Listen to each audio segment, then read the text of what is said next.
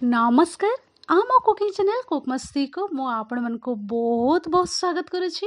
आज मु आपण मन का पई नै कि आसी छी सबोटो स्वादिया पई साग तरकारी रे ई रेसिपी। आशा करिबी ई रेसिपी आज रे आपण मन को निहाती भाव रे पसंद हेबो। आज रे रेसिपी टी को आपण माने एई प्रोसेस रे तयारी करंतु, गरम गरम भात सहित आपण माने सर्व करंतु। आशा करिबी ई रेसिपी आपण मन को निहाती भाव रे पसंद आसीबो। तो आपण माने एई परी पई सागर तरकारी रेसिपी टी को तैयारी करबा पई चाहूछंती ताहले आपण माने वीडियो को बिना स्किप करके आपण माने एंड तक देखंतु, एंजॉय करंतु। आ आज रे रेसिपी टिके भी पसंद हेले लाइक शेयर त निहाती करिवे। चैनल रे नुआ ताहले कुक मस्ती चैनल को सब्सक्राइब करबा पई जमारे भूलिबेनी। पाखरे थिबा बेल आइकन को प्रेस करके ऑल रे क्लिक करि देबे। ताहले चालंतु डेरी न करके आज रे सुआदिया पई साग तरकारी रा रेसिपी टी को स्टार्ट करिबा। तो प्रथमे मु एई तरकारी पई कोन कोन यूज करिवि आगो आपण मन को देखि दोछि। तो एई साइड रे गोटे प्लेट रे मु नै जाइछि पई साग को एमिति काटिकी नै जाइछि। पई साग को प्रथमे भल भाव रे धोई देबे। धोई सारिला परे एही परि भाव रे छोट छोट काटिकी यूज करिवे। तो चलंतु पई साग कटा तो रेडी हे जाइछि। एई प्लेट को मु साइड करिकी रखि दोछि। आ एई साइड रे मु आपण मन को देखि दोछि आ गोटे प्लेट रे मु कोन कोन परिबा सब नैछि। तो कखारु को मु एहीपरि भाव रे काटिकी नै जाइछि चोपा सहित देखिकी आपण माने जानि पारुथिबे। ता सहित एठी बाइगण कटा नै जाइछि। बाइगण को मध्ये भल भाव रे एमिति काटि दैछि। ता सहित पई नाढ़ नै जाइछि मझिरे देखि पारुथिबे आपण माने। आ एई साइड रे नै जाइछि मु आलू। आलू एठी बड़ साइज रो दुईटी नै जाइथिले तार चोपा बाहर करिकी एहीपरि भाव रे मु काटिकी नैछि। तापरे मु आउ कोड नैछि एई साइड रे मु आपण मान को देखै दोछि। तो एठी मु नै जाइछि हरड़ डाली। हरड़ डाली को मु 2 मुठा नैछि। आ भला भाव रे पानी रे ताको धोई देइतिली। धोई सारिला पोरे मु आधा घंटा पाखा पाखी पानी टिके देइकी ताको एमती भिजिबा पे छाड़ी देइतिली। तो डालीटा बहुत भल भाव रे फुली जाइछि आपण माने देखिकी जानि पारुथिबे। ता सहित एठी छोट गिना रे नै जाइछि बड़ी। तो एठी मु कखारु बड़ी सब को तेल रे टिके भल भाव रे भाजिकी नैकी आसीछि। तो चलंतु एबे ए सब को मु साइड करिक रखि दउछि। एबे हमें जिबा नेक्स्ट प्रोसेस को।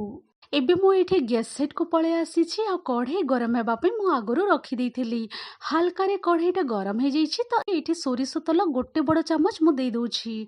सोरिष तेल भल भाव रे गरम हे आसिला परे एठी मु देइ दोछि पंच फुटण।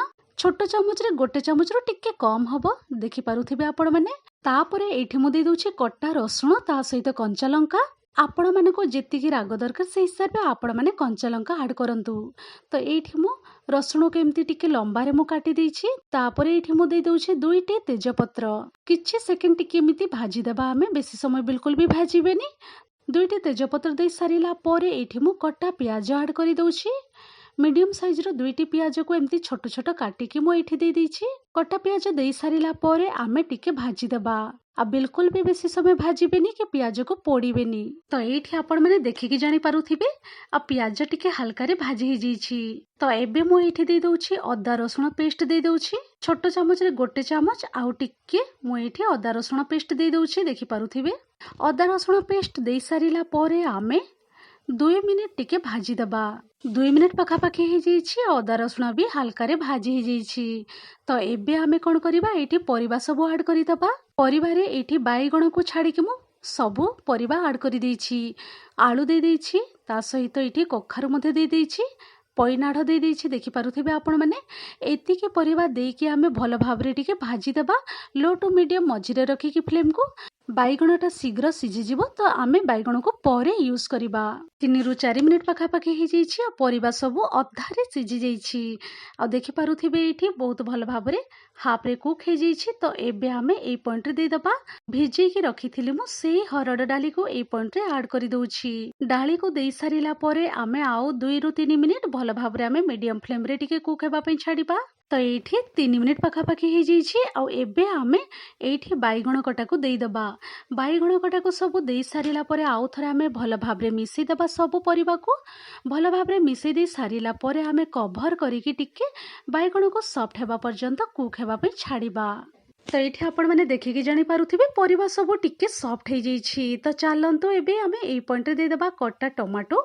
आउ एठी मु 3टी टमाटो नै जाइथिली भल भाबरे धोइकी ताको एई परि भाबरे छोट छोट काटिकी दे दोछि। टमाटो कटा दे सारिला परे स्वाद अनुसार आम लुण देदेबा। लुण दे सारा पर हल्दी पाउडर टिके दे दूची, ता सहित ये रेड चिली पाउडर दे दूची। कश्मीरी रेड चिली पाउडर टिके कम दूची। ये मु गोटे छोट चामच ये जीरा पाउडर दे दूची, ता सहित गोटे छोट चामच धनिया पाउडर दे दूची। आउ एठी अधा चामच दे दूची तरकारी मसला, ता सहित ये आउ छोट चामच रे गोटे चामच दे दूची चिकेन मसला दे दूची। तो चलतु एतिकी मसला सब दे सारा पर आम आउ थे भल भाव मिसईदेवा परिवा सहित। मिसई दे सारा पर आम कभर करके टिके कुक होगापी छाड़देवा 2 मिनिट पाखापाखि। ये कभर खोलिक मुझे देखी दूची 2 ରୁ 3 मिनिट हो जाइए। आउ देखिपे मसला सहित भल भाव कुक हो जाइए।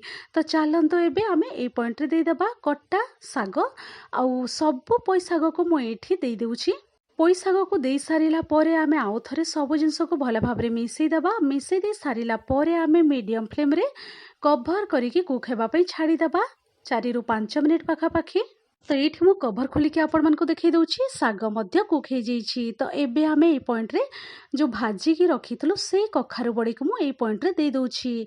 कखारु बड़ी को दे सारा पर आउ थे आम भल भाव मिसईदेवा। मिसई दे सारा पर ये मुझे दे दूची पानी। आ पानी ये मुझे 2 गिलास दूची बड़ गिलास रे। आपण मैंने आपण हिसाब रे पानी दे पारिबे। पानी दे सारा पर भल भाव आम मिसईदेवा। मिसई दे सारा पर ये मु अधा चामच पाखापाखि गरम मसला पाउडर दे दूची। गरम मसला पाउडर दे सारा पर आउ थे भल भाव आम मिसईदेवा। आ सब जिनस को भल भाव मिसई दे सारा पर आम कभर करके आहुरी आम 4 मिनिट पाखापाखि कुक होगापी छाड़देवा।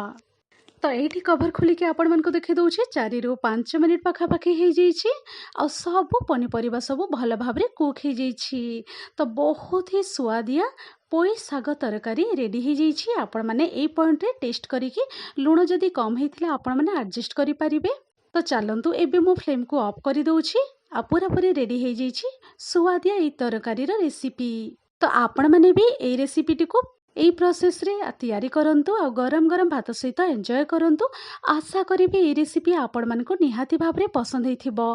एही रेसिपी पई आपण माने मसूर डाली कि मुग डाली मध्य यूज करि परिबे। आ कखारु बड़ी मु नेछि ए रेसिपी पई आपण माने कखारु बड़ी ही यूज करंतु, देखिबे बेसी स्वादिया लागिबो।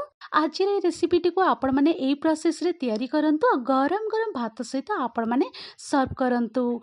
आज जदि एही पोई साग तरकारी रेसिपी जदि टिके भी पसंद होइथिले आपण माने रेसिपी टी को लाइक शेयर तो निहाती करेंगे। चैनल रे नुआ ताले को मस्ते चैनल को सब्सक्राइब करबा पई जमारो भूलिबेनी। वीडियो को आपण माने प्रथम रु शेष पर्यंत देखिथिबारु बहुत बहुत धन्यवाद दउछि। तो चलंतु मोर अछि पुणी एमती इजी टेस्टी स्वादिया रेसिपी सहित आपण मानक पाखको पुणी थरे मु फेरिबी। Thanks for watching. Bye bye, take care.